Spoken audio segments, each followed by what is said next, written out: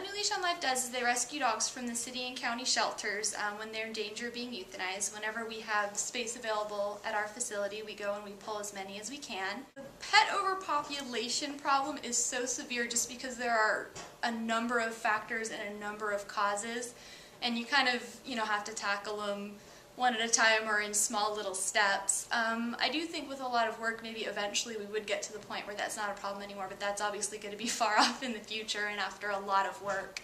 And the things that can kind of help with that is, promoting spay-neutering to reduce the number of pets that, are being born every day. Try and increase awareness about, adoption and rescue as opposed to, buying a puppy from a puppy mill or a breeder. A lot of people, like dog lovers and everything, seem to think that that's common knowledge, but a lot of the general population, has no idea that puppy mills, generally are breeding puppies and keeping them in terrible conditions. They honestly don't know, and they don't realize that most pet store puppies are coming from those places. And with New Leash, we really think of the dogs that are here as our family, if that makes sense. We don't think of this as just like a temporary, stay of execution sort of place. As far as we're concerned, this is their home until they get adopted. And so we really try to make sure that our dogs get a lot of care, a lot of attention, they get walks, they get playtime. We try to make sure they have a really good quality of life here, and it's not, just a waiting room until they find a home.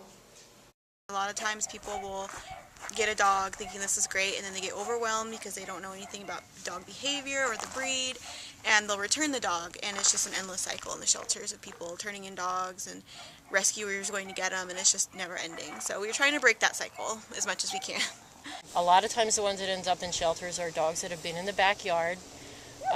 They haven't been socialized, and by the time they get to the shelter, it's because the neighbors are complaining, the neighbors are afraid, they're too big to handle, so they bring them here and they surrender them to us. At that point, you have like an 80-pound, 90-pound ball of muscle and teeth that whether he wants to sit on the sofa or chew your arm up, he's probably going to do what he wants to do. We get like maybe 1 or 2 owner surrenders a day, maybe 3. And I was working at Baldwin Park for a week, and their intake window, there was a line up the block all day long. People surrendering 3 dogs, 4 dogs, chihuahuas, puppies, pit bulls. It was crazy. So I think every day is an adventure here. I mean, for the most part, what we do, it's really rewarding to see animals get homes, and I'm passionate about responsible pet ownership and being able to enforce those laws that make people responsible for animals. Most of them are stray dogs. People call, they say there's a dog in my yard. We send an officer out, they pick up the dog, or the dogs, somebody finds the dogs, they bring them to the shelter, they say they found the dog. And then a lot of the other dogs that we have are dogs that people couldn't keep anymore for one reason or another, and they relinquish to the department. When we do the adoptions or have the big events, we adopt out really well, but if you take the week in total, sometimes we get in more animals than were adopted out. So you kind of feel at the end of the day, like you did get a lot of animals adopted, but you still got a lot of animals in. So 15 years ago, I've seen a little change where people would never even consider bringing their animals to the animal shelter because they know that they could be euthanized, to where now it's like our adoption rate's so good that it almost doesn't play in our favor at all times. So that's discouraging too. People bring their animals here because they know that we could adopt them out. And what we're doing is we're wanting to get our animals that are here adopted out.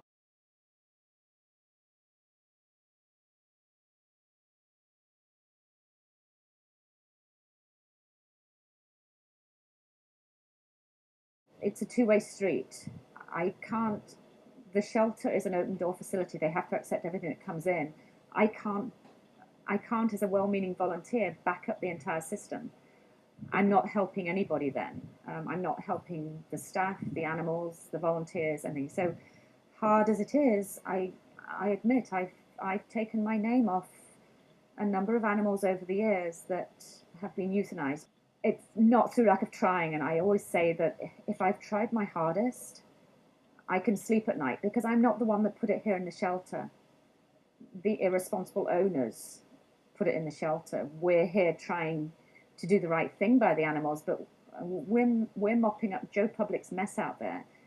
The people out there who still chain up a 6-month-old puppy, the people who will not get their animals fixed, the people who will not train their animals. You know, I think a lot of times that animal control officers have a bad image, that we're out there to take somebody's animals, and I could speak for the staff here at the Cal State Animal Shelter that we're all passionate about animals and we're trying to do the right things by them. We're the ones who have to, you know, watch these animals and choose which animals get euthanized and see them come and go from the shelter. We see animals that are mistreated, and we're just trying to do the best that we can for the animals since they don't have a voice.